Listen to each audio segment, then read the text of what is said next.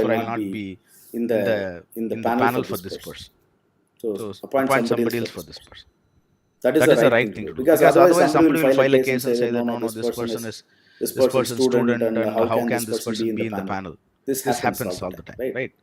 So likewise, this is a conflict of interest situation where, see, when you have access to information. Actually, one of the major the the Senate chairman of Senate Intelligence Committee was accused of insider trading, and he did not stand for re-election. His name was Aaron Burr or something. Forgot the name. He actually he was accused of insider trading, and then because he got some information sitting in the intelligence committee and then making use of it, because people don't have access to that, right? So that is unfair advantage where you are in a position of power and responsibility to act fairly. So that is why Gita also says that without motives. Sitting as a public official, you should not take advantage of it and make more money. Just as simple as that. So that is why company officials taking advantage of information available to them for making gains outside. And telling people in the stock market, okay, get your stocks out, cash in, or you put more money, buy more stocks because it's going to go up. These are all insider trading. Right. So meta-ethics is critical analysis of the foundations of ethical standpoints. It is about foundations of ethics. What is ethics? Okay, this is about. And Western models, I think, is answered correctly. Individual-centric. One of the forces that contribute. Actually, I think we are also wrong here. It says that correct answer is a compelling responsibility to increase company's profits. So this is, I probably have to rephrase the question. This is somebody else's question. I think I have to rephrase it. Says that the answer is compelling responsibility to increase the company's profit, which is also fine. Almost all of four of them, but I have to rephrase the question to make it slightly clearer. Okay. Organ transplant, which is Christian ethics, we discussed this in detail. And obviously, it's respect, fairness, honesty, and responsibility. Project Management Institute Code of Ethics include respect, fairness, honesty, and responsibility. So this is the 10th question very nicely covers the Code of Ethics, right? Respect, fairness, honesty, and responsibility. Because these four are very important. Four cornerstones of professional ethics: respect, fairness, honesty, and responsibility. And let us finish this. Got only eight guys. Very bad.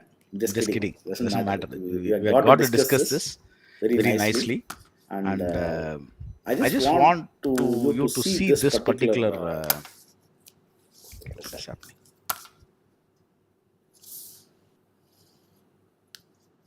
Okay, it's here, I think.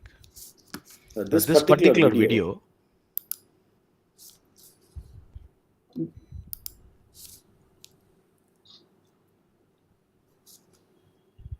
My lecture is on the Tuskegee study. Are you guys able to hear the audio? It is a bit low, sir. Should I just I'll just increase it? Okay. The 50th anniversary of its uncovering, the story, and lessons. This is a story that needs to stay forever on the moral horizon of doctors.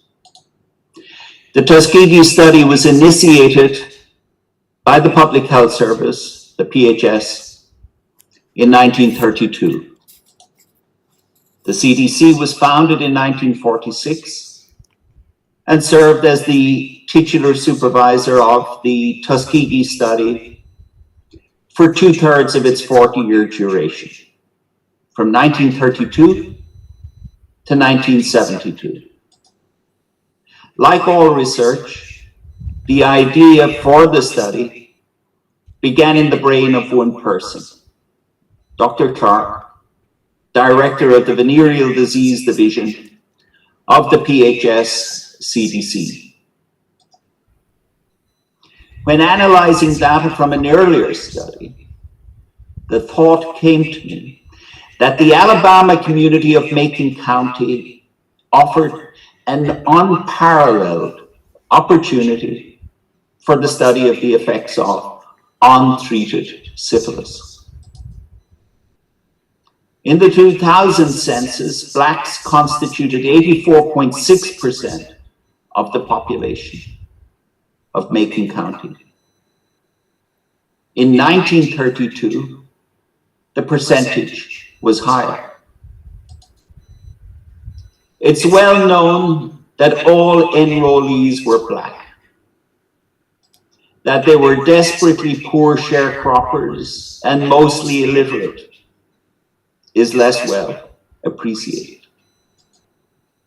Sharecroppers rented small plots of land from large white planters, landowners on farmer plantations. A sharecropper's unit rented from the planter was the land a man could cultivate with a mule and a one-horse plow. Sharecroppers also rented from the planter mules, farm tools, seeds, and housing. After the planter subtracted the furnish, mules, tools, seed, clothes, and food, only 20% of sharecroppers earned any profit, and then 9 to 48 cents a day. Food and items for living were bought through credit at the company store, often owned by the planter. Money rarely changed hands between the planter and sharecropper, as the entire system was built on credit, debt peonage. Sharecroppers paid the loans by pledging a percentage of the crop, often 2/3 or more, at harvest time to the planter. Sharecroppers were forbidden by law from leaving the land until all debt was paid. Folks, are you able to hear it clearly, or should I just remove my headphone and then... Is that fine? It's good, sir. Able to hear it. Able to hear it. Yeah. Debt peonage. A picker was paid 50 cents for 100 pounds of cotton. 100 pounds of cotton weighs like 100 pounds of feathers. And as a reminder, 50 pounds is the airline baggage allowance.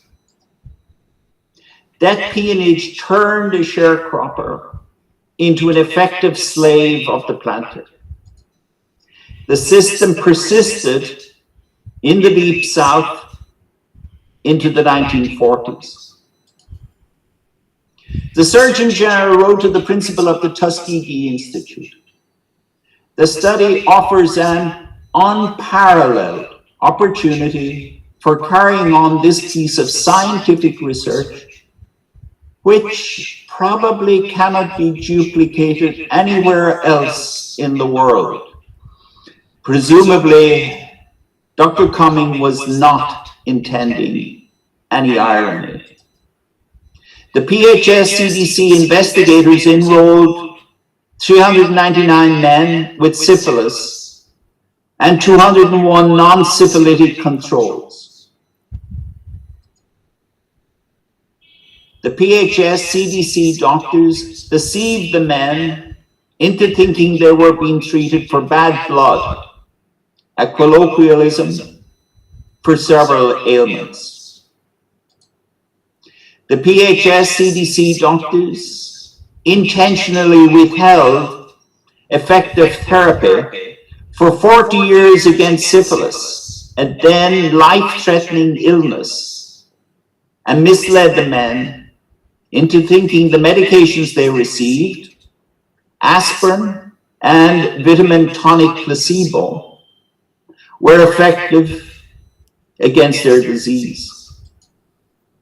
Once baseline measurements were obtained, the future CDC director, Dr. Vandeleer, decided to check for evidence of neurosyphilis. Dr. Vandeleer realized the men might refuse lumbar puncture if they knew it was solely for diagnostic purposes.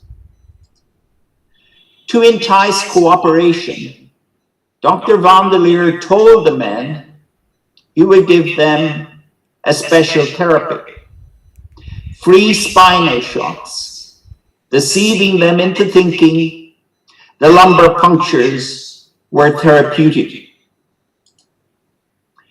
The final step in data collection was to obtain pathological specimens at autopsy. Dr. Wenger, another PHS investigator, wrote to Dr. van der Leer, "As I see it, we have no further interest in these patients until they die. If the colored population become aware that accepting free hospital care means a post-mortem, every darky will leave Macon County. To coax enrollees into hospital when severely ill, the PHS CDC doctors promised to pay their burial expenses, a very strong inducement given the importance of funeral rites in the cultural life of rural blacks." Dr. Parran served as Surgeon General from 1936 to 48, critical years of the Tuskegee study. He launched a vigorous campaign to eradicate venereal disease using mass screening and mobile treatment clinics. A protege of FDR, Dr. Parran featured on the cover of Time, and he was the creator of the NIH Extramural Grants Program. When Dr. Parran's mobile treatment unit reached Macon County, PHS staff instructed local doctors, "He's under study and not to be treated." Dr. Heller was chief of the VD division at the PHS CDC and supervised the Tuskegee study between 1943 and 1948. During which time penicillin was introduced and the Nuremberg Code promulgated. Dr. Heller subsequently served as director of NCI, the National Cancer Institute, and president of Sloan Kettering. At his death, the New York Times published a glowing obituary without mentioning Tuskegee. Within a year of being hired by the PHS to interview patients with venereal disease, Peter Buxton, a 29-year-old Czech-born social worker, wrote to Dr. Brown, chief of the VD division of the CDC, expressing grave moral concerns about the Tuskegee study. After several exchanges between Peter Buxton and the CDC, the director, Dr. Sensor, informed the former social worker that a blue ribbon panel of 17 non-government medical experts decided against stopping the Tuskegee study and treating the men. Buxton's continued efforts were met with indifference until he reached an AP journalist who published the story on the front page of the New York Times on July 26, 1972. Several physicians continued to defend the study.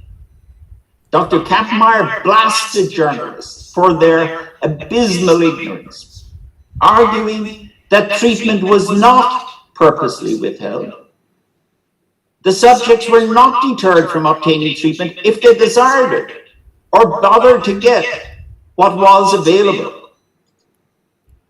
In October 1972, an ad hoc advisory panel of the Department of Health advised that the experiment be terminated and the men receive immediate medical care. In February 1973, Senator Kennedy conducted congressional hearings, which led to passage of the National Research Act, with later establishment of IRBs, institutional review boards, and principles of informed consent. In 1997, President Clinton finally tendered the government's apology. What the United States government did was shameful. To our African American citizens, I am sorry that your federal government orchestrated a study so clearly racist. That's right. There are several misconceptions about the Tuskegee study. First, that CDC doctors did not administer penicillin once it became standard therapy in 1944. True, but salvarsan had already been known to decrease morbidity and mortality from syphilis since the 1920s.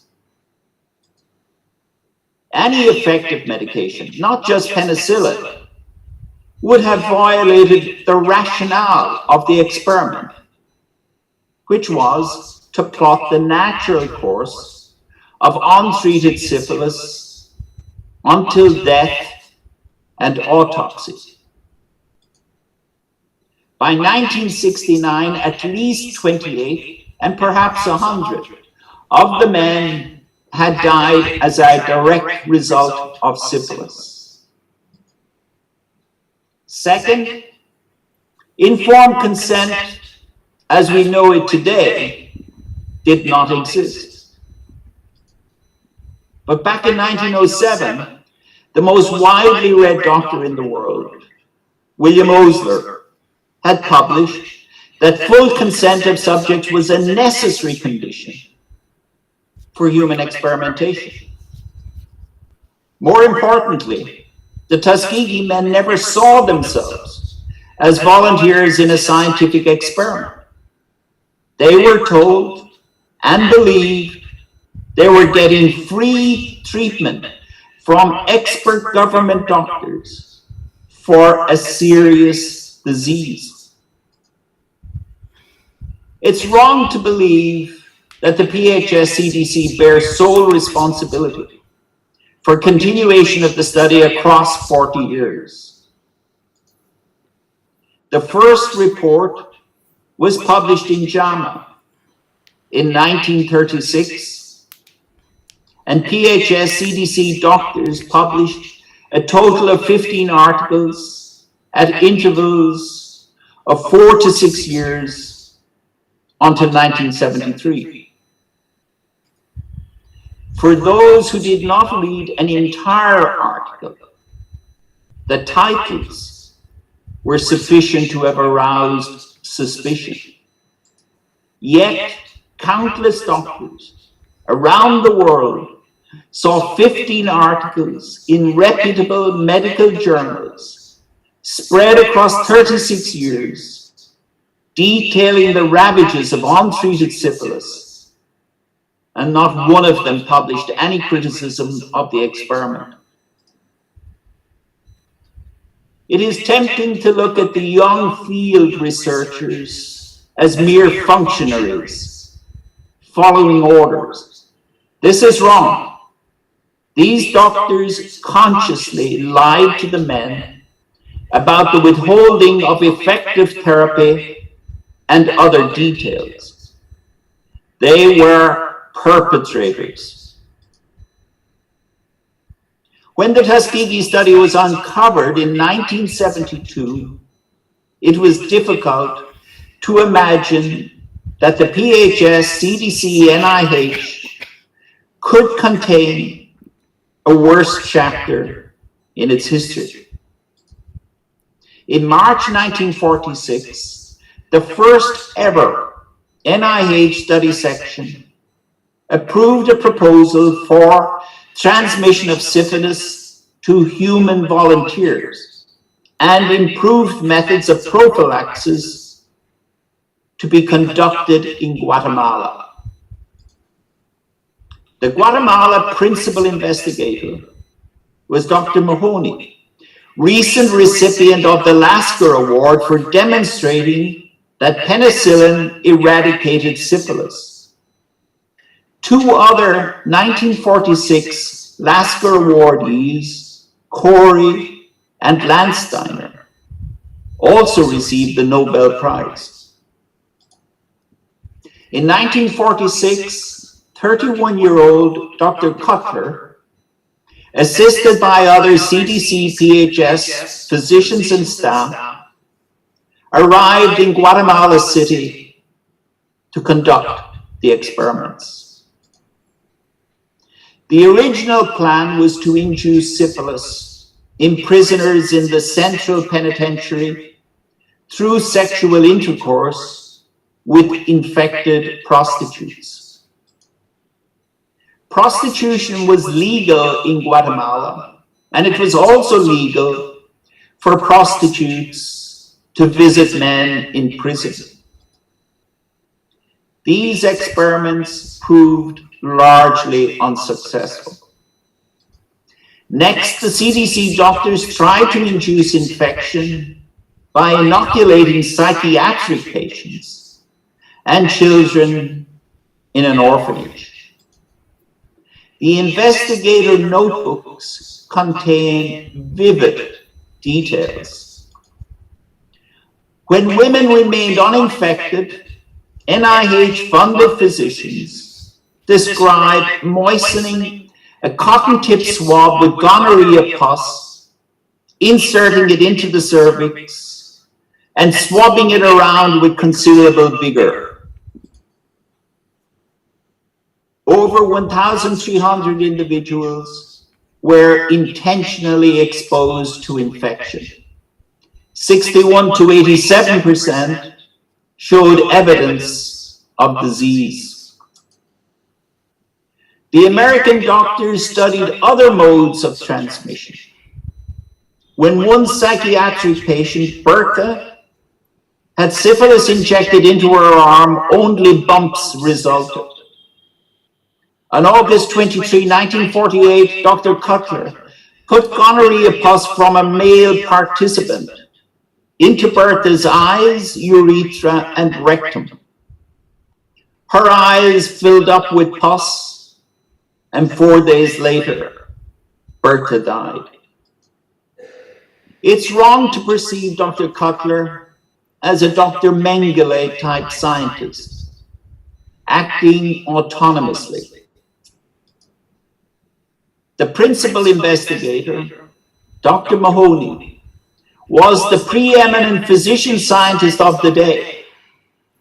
He was kept fully apprised and wrote frequent, encouraging letters to Dr. Cutler.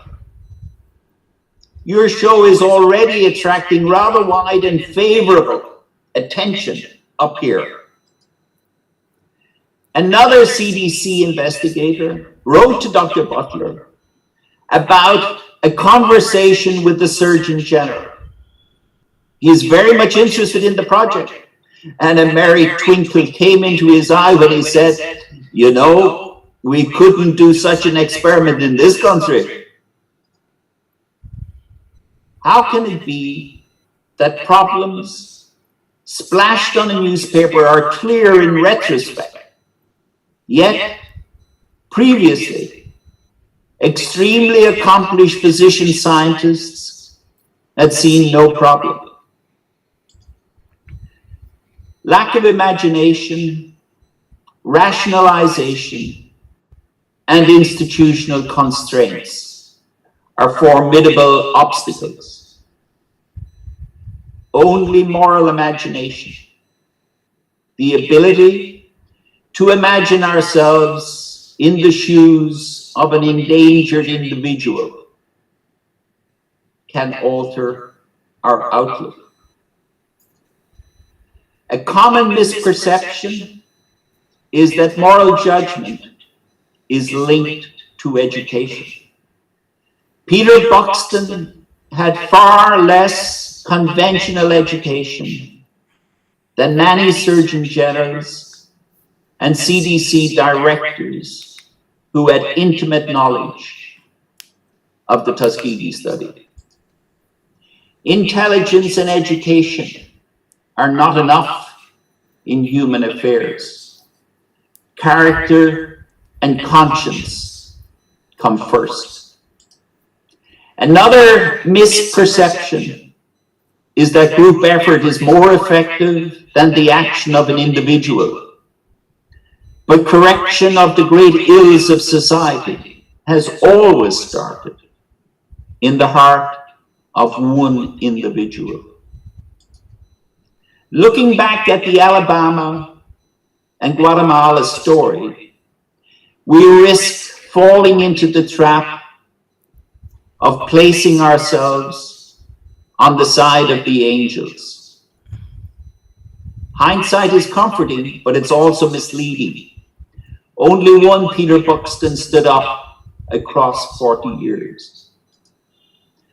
Given the actions of the PHS CDC researchers who did much good in other parts of their professional lives, we need to approach today's ethical challenges with fear and trembling, Kierkegaard's phrase, and remember to pause and think, reflect and examine our conscience, have the courage to speak, and above all, the willpower to act.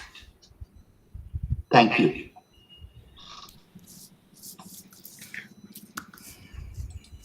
So it's really powerful presentation, because there are many other videos, but here it's a kind of a very clearly argued essay, right? So let's spend like another 15 minutes on the presentation, and then we'll have a Q&A. So today will be about bioethics. We already discussed what is preventive. So one of the major complaints or failure is actually the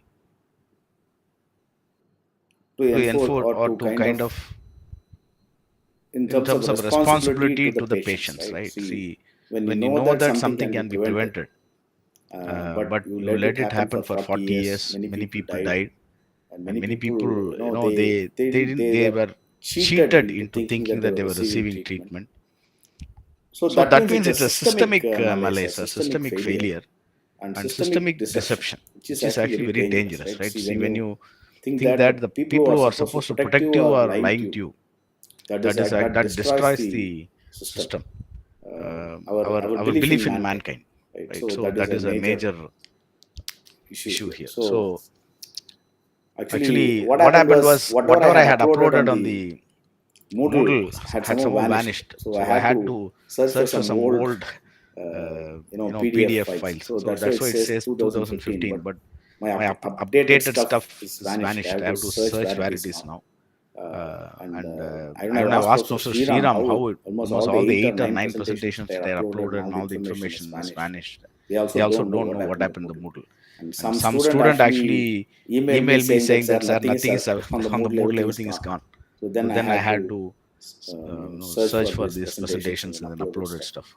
So don't worry about the dates, because it's a PDF file, so I can't change the dates. So what is the nature and scope of bioethics? We also discussed euthanasia.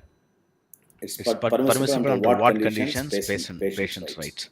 But we'll also discuss the irony was that Nuremberg trials was happening, where the Nazi experiment in various concentration camps, really macabre experiments on humans. This was actually one of the major aspects of Nuremberg trials, right? So many people were sentenced to death, whereas the US, which was actually the US led the Nuremberg trials, whereas in the US the Tuskegee syphilis study was happening. So that was hypocrisy, right? On the one hand, you were sitting on top of the world and saying that this person should be hanged, that person should be hanged for subjecting humans to this kind of conditions, killing humans, using medical experiments on humans, conducting medical experiments on humans. Whereas the US government was itself doing it for 30, 35 years on African Americans, then in Guatemala, which is actually really unpardonable, right? Unforgivable. So this is the reason, for example, the patient's rights, informed consent. This becomes very important. So the question is here. See, we are taking a very specific issue: assisted suicide. Is it moral? So that is the first question. Should a doctor assist suicide under extreme circumstances? Okay, this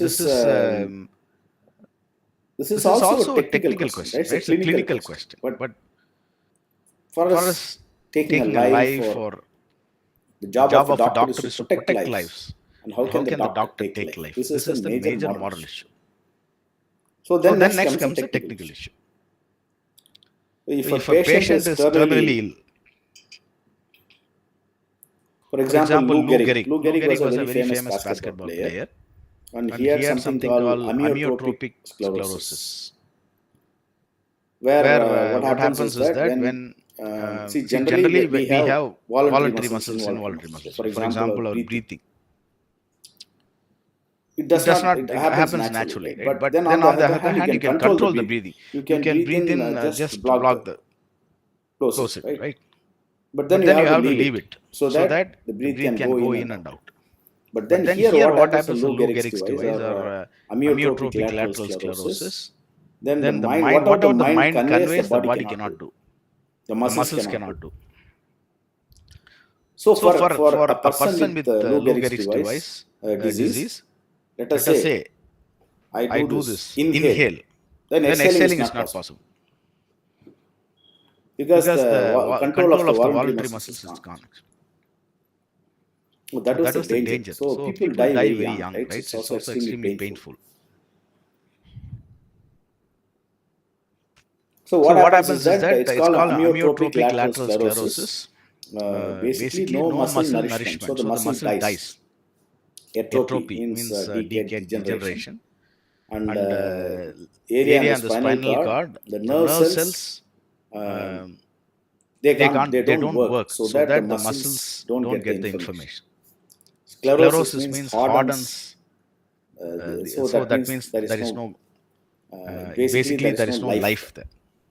So that is why the spinal cord basically conveys the information to the muscles, right? It's not there. So he is a famous American football baseball player. He's a legend. He was a captain of New York Yankees, and he died very young at the age of 38. He passed away. And ALS became very famous because of Lou Gehrig's sudden and early demise.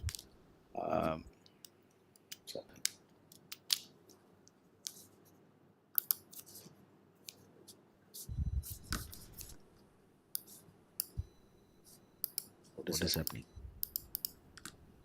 Nothing here.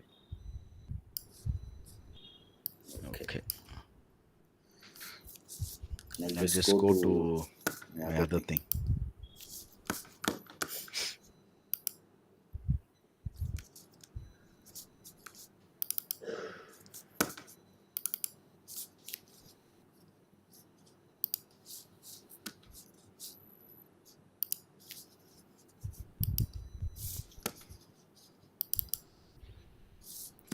What is happening?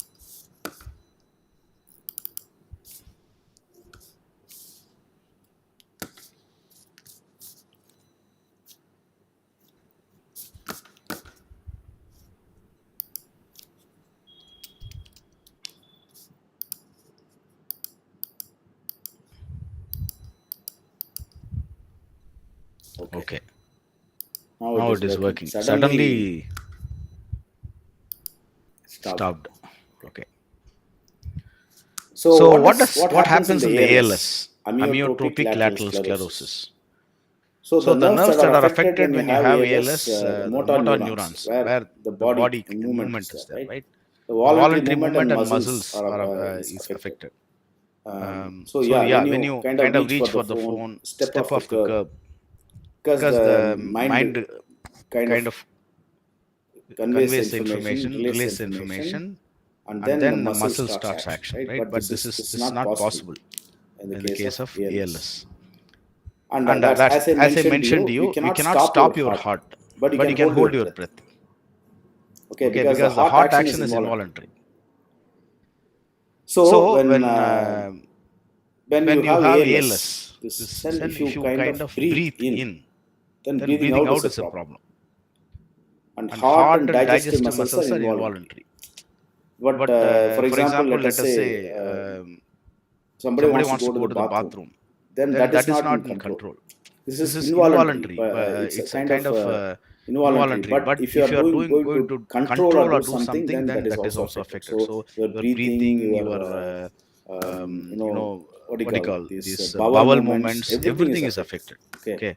So that's why the condition of the patients with amyotrophic lateral sclerosis is almost all of these within 5 years diagnosis, respiratory failure, or people die very fast. So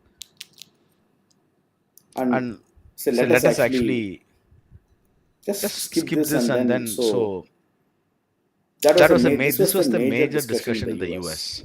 For people with ALS, should they if they want to actually die because of the anyway they are going to die, so why should I live a life that is a where I have to fight and suffer? So how do we let us say first thing whether this is moral? That is the first question. Second thing is how can there be a legal prescription for this? If there is a legal prescription, what are the parameters? What are the criteria? And for example, people will say that if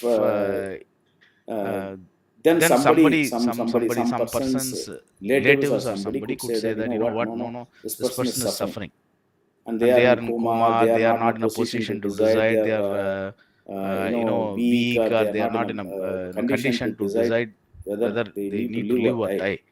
Then it becomes a major issue who should decide for them. And if somebody X or Y who is authorized to decide for them says that okay, let us remove the life support. What if there is some kind of motive? Remember when you talk about Gita, action without motives, right? If there is what if there is a motive for the person to say that remove the person's life support? Somebody wants money, somebody wants something, somebody wants assets, somebody wants house or business or power or whatever. See, when any political leader dies, there is always this controversy, right? So after the Chief Minister, former Chief Minister Jayalalitha passed away, even now the cases are going on, right? There's suspicion in her passing away. All those things are happening. See, almost 7-8 years later, still this is an issue. So the slippery slope argument is that if you do for X, then what happens to Y, what happens to Z? If something bad happens in the case of X, then people will start suspecting the same thing everywhere. So that is a slippery slope argument, right? So now what is bioethics? So it is a study of moral conduct of right and wrong. So as we looked at as we watched the documentary on Tuskegee's syphilis study, and it is inescapably normative. Inescapably normative. Why? Because ethics is normative. Because it kind of regulates. It kind of comes up with norms for our actions. Norms for whether clinically assisted suicide should be legal or not. The legal question is next. The first question is normative. Okay. And in the case of bioethics, issues like euthanasia are discussed. And we also looked at Tuskegee syphilis study, the Nazis' experiment on humans. And next question we have to ask is, could euthanasia be a good social policy? Remember, there is ethics involved. Because it's a normative question, whether it is ethical to support euthanasia or not. Okay. Then second thing is, how there can be a legal prescription or not for euthanasia. Third question is it good for the society or not? And the fourth question is, what about the medical field? Responsibilities of a physician. So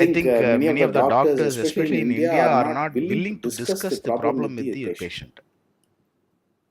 They think that patient does not know or patient will react emotionally. Therefore, that informed consent is actually very, very poor in India. there are very few doctors, probably modern doctors, who will, if you ask them, they will answer. Older doctors, they don't care. They'll just snarl at you and then say, go and sit and then do whatever I say. So this you can see in many hospitals, right? The way the patients are treated by the nurses, by the doctors and other things. We have to change a lot, okay, in India. And so I don't know what they used us for. I ain't never understood the study. One of the survivors of the Tuskegee syphilis study actually mentioned after the study was scrapped. Okay, what is syphilis? It's a sexually transmitted disease, but generally it's called bad blood, as the documentary Dr. Tobin was saying. It is called bad blood, and they selected Alabama because almost 90% of the Macon County was African Americans, very poor, uneducated, kind of share farmers. And for 40 years this was done. It was really atrocious, unethical. It can never be forgiven. Syphilis is euphemistically also called bad blood. Okay, so they thought that they are being treated for bad blood, but they were not given anything. Just given some aspirin, something like that, which was actually not really useful. They should have been given antibiotics, which they were not given. So what was the aim of the Tuskegee study? Basically to observe somebody who has been affected by syphilis, to see how the disease develops until the person dies, and then do an autopsy to understand how the disease caused the death. So that means morbidity means the disease, the progression of disease. Morbid processes unmolested by active treatment. See, that is why the professor was showing for almost 40 years this was done, and the studies were published all over the world. But not a single doctor protested or said that this was wrong. And he underlined in red, showing that it was untreated study, untreated. How can a doctor let people die untreated? This is chilling, right? You go to a doctor thinking that the person is trying to help you. And if you know that person is allowing you to die, without any... And testing is like a guinea pig, treating you like a guinea pig and observing how you are dying. Look at the atrociousness of it. It's abominable. So it's morbid processes means how the disease progresses unmolested by active treatment. And when the disease is identified, till the portion somebody dies and autopsy is done. Postmortem is done. What a kind of cruel people, right? And these are all the highest Surgeon General of America. We're talking about the highest. Now, who is the Surgeon General of US? He's from Indian origin. Any idea? Anybody?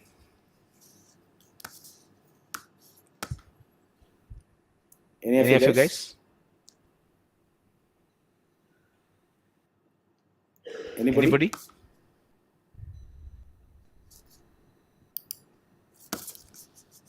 Anybody, guys?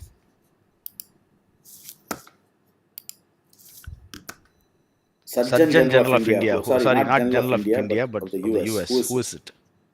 Anybody?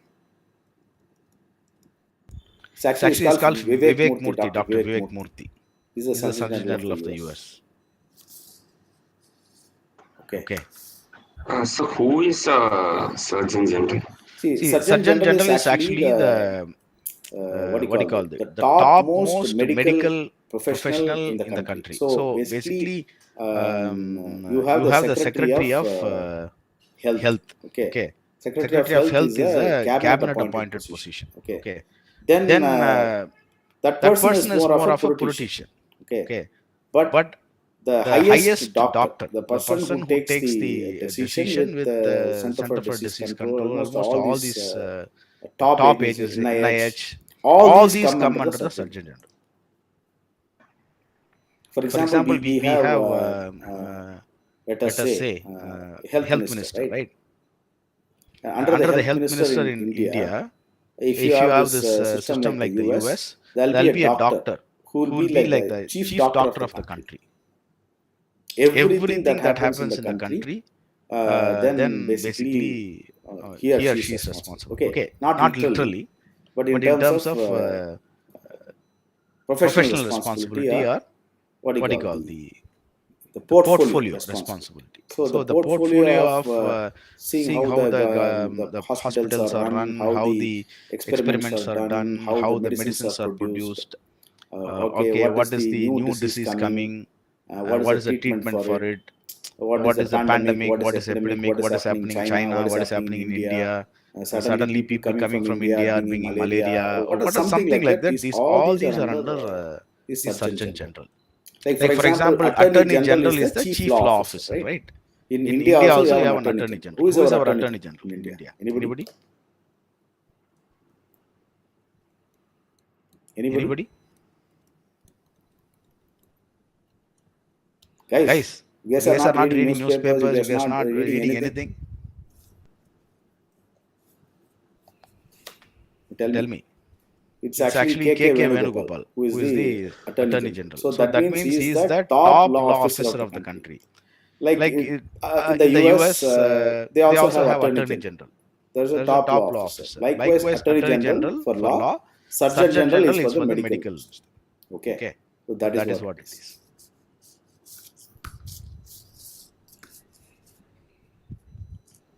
Okay, sir. Thank you. So where are we here? Okay. So in Macon County, Alabama, 1933, there was major syphilis outbreak.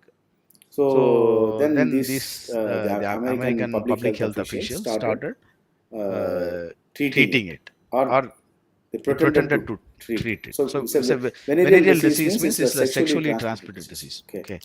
Because that Macon County was almost 90% blacks, African Americans. That was the reason why nothing was actually given to them.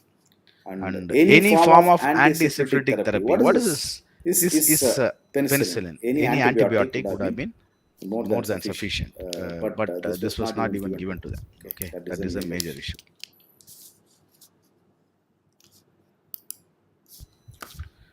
So in 1942, Assistant Surgeon General was Wanderleher. We mentioned the name. The name was mentioned in the presentation earlier. And what happened was, remember, what was 1942? 1939 to 1942, America entered the war, right? At that point of time, the people from these parts, if they conduct any kind of testing, they would know that they had syphilis, right? And they have to be treated. So therefore, the army or whatever, they said that no testing or no something like syphilitic testing or nothing should be done there. So you should read this paragraph. In 1942, when he was brought to the attention of the then Assistant Surgeon General Wanderleher, that some of the syphilitic subjects were being called for examination prior to induction into the armed forces and were being directed to undergo treatment. Systematic steps were taken to preserve the investigation. That means when somebody was found positive for syphilis, then without kind of explaining the reason, they were nicely eased out of the process and sent back. And people who were not syphilis affected, they were taken into the armed forces. Remember, the blacks were being asked to fight for America and die for America. But this was also happening. So it was socio-economically very backward. So when people were given like, well, we'll take to the market, we'll give you some provisions, we'll give you this, we'll give you that. And then that was the kind of simple these people were. Okay, and there was so many times blood was taken, this was taken, that was taken. But that was not for any kind of treatment, but to observe how the disease was progressing.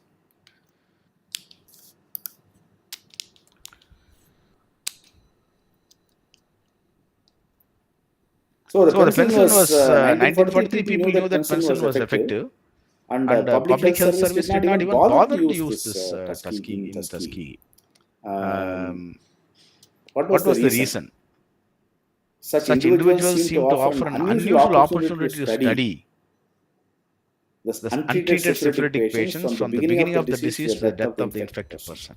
An opportunity was also offered to compare the syphilitic process uninfluenced by modern treatment with the results attained when the treatment had been given. So it was extremely unethical. And in 1972, it was exposed, and it was ended on November 16th of the same year, 1972.